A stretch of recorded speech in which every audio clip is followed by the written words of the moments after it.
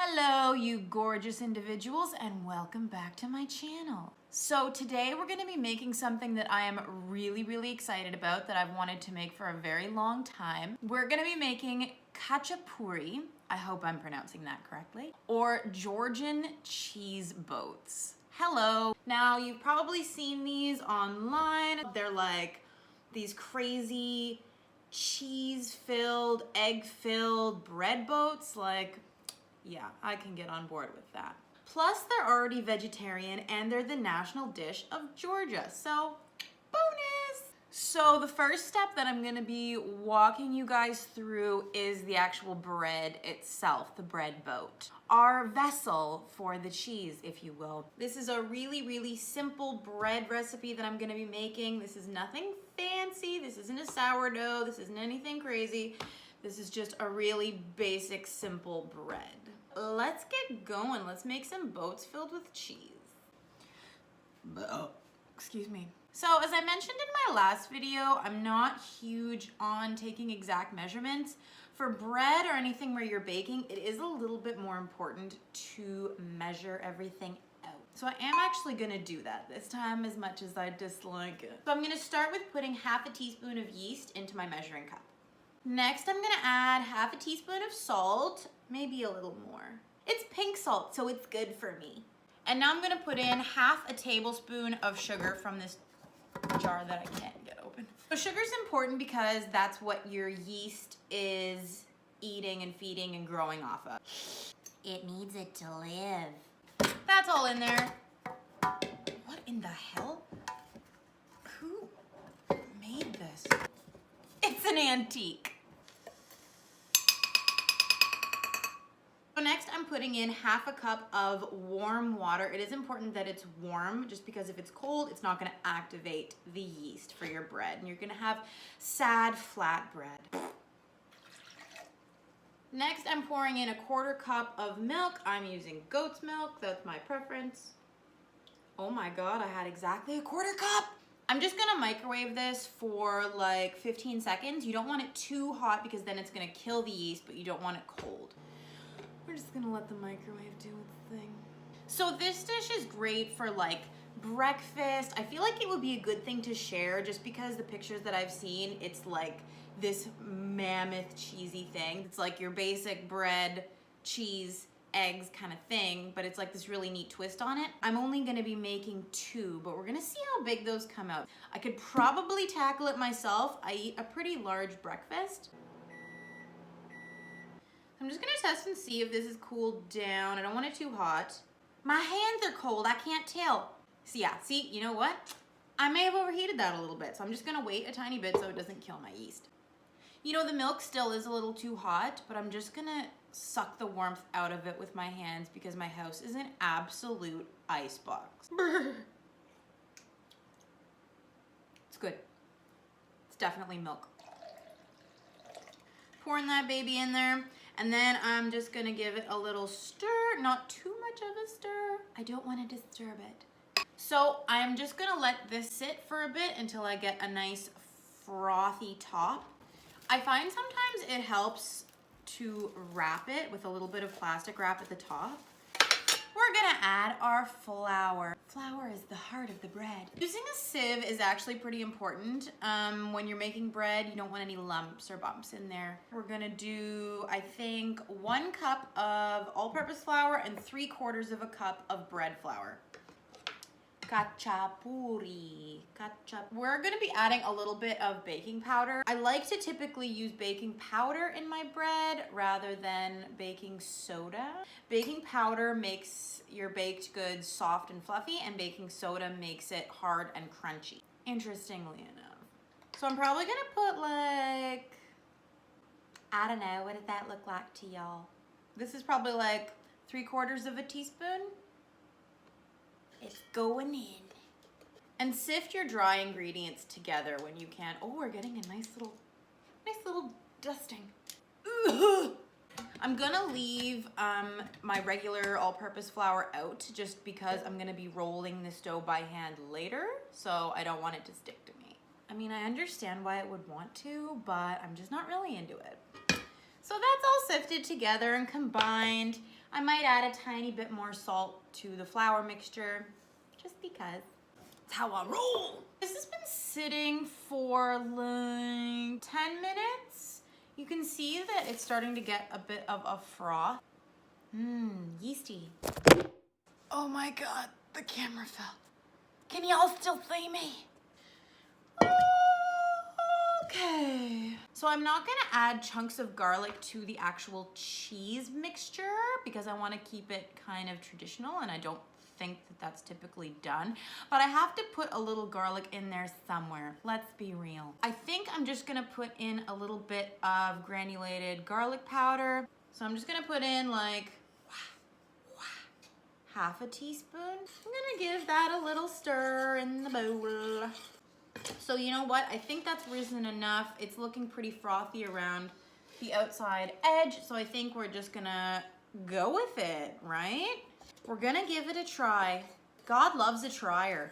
So I'm just gonna pour that in slowly, mixing, not all at once. Be patient, you're making bread. This is a peaceful experience. Oh my God, my apron is falling off. Now, I'm sorry if this keeps changing angles because you know what? The tripod isn't working, the apron isn't working, the yeast is not frothing, and I'm cold. Everything is just going wrong. So usually you'd be using like a paddle attachment for this. You can see how this dough is coming together for me. So we're just rolling it until it all comes together. We're just squishing it around in there. And you know what? We're gonna take this out. We're done with the bowl. We're done with it now. Take it away. So I've just taken all-purpose flour here, spread it over my work surface so nothing sticks. Not too much, you don't want it to dry out. But what I'm doing is I'm squeezing and folding, squeezing, folding, squeezing, folding. And using the heel of your hand, so that's this part of your hand, you're gonna be kneading from side to side. So we wanna knead this till it's nice and soft, like roughly baby butt soft. And if it starts to get sticky and stick to you, then just roll it around in a little more fleur. And if it gets a little bit too dry and you've added too much flour because you're a screw up, then you can add a little bit of oil to save it.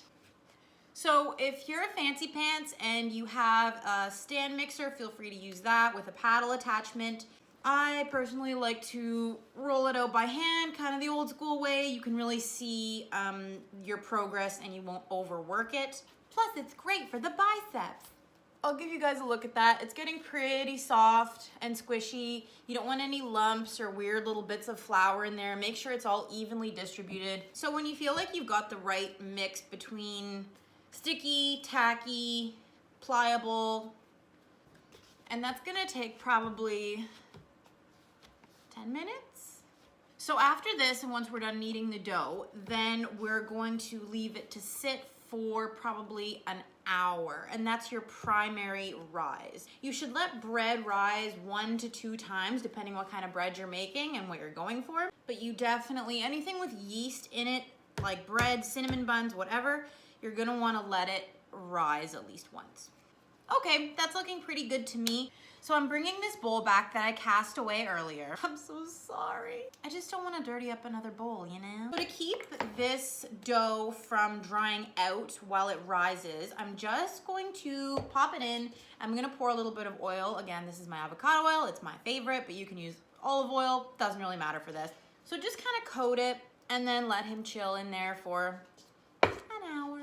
Let him have a little rest. And then once that's all risen, we're gonna shape these into our little boats, and then we're going to fill them up with fromage. All right, we made it back and we're doing okay. We're just gonna start prepping our cheese, the most important part of the cheese boat, naturally. So in a lot of the recipes that I found online, they told me to use something called farmer's cheese, which is apparently just cottage cheese. I wasn't huge on that idea just because the khachapuri that I've seen online has been like that really gooey mozzarella melty kind of cheese. So they do call for mozzarella cheese, but it's mostly farmer's cheese.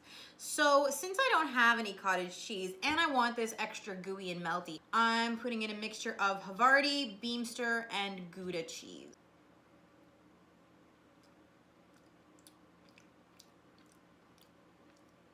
It's good.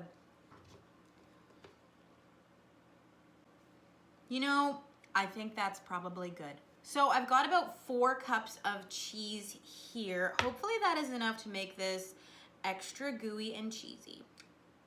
Guess who's back? Back again.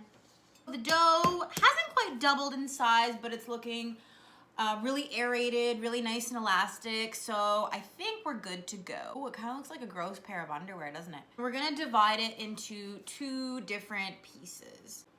Just feel like a fairy when I do this.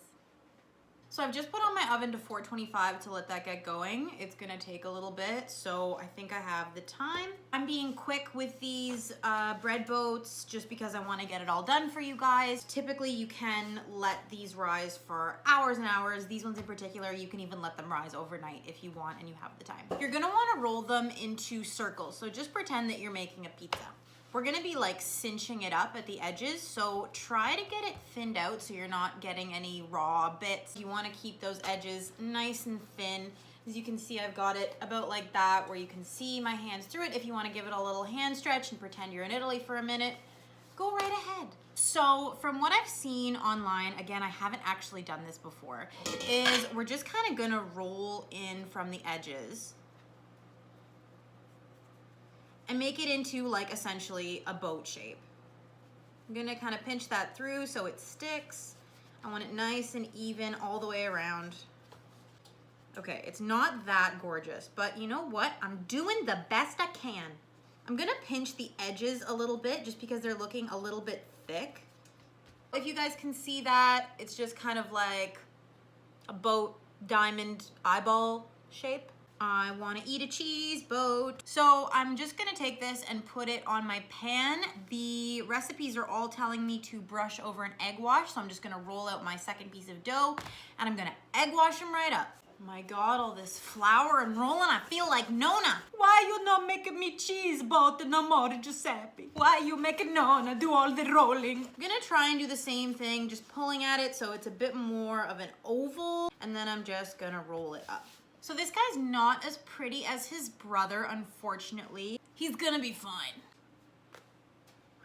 While my oven is heating, I'm just gonna let these guys rise as much as I can. All you need for an egg wash is just like a little bit of water. That's probably too much.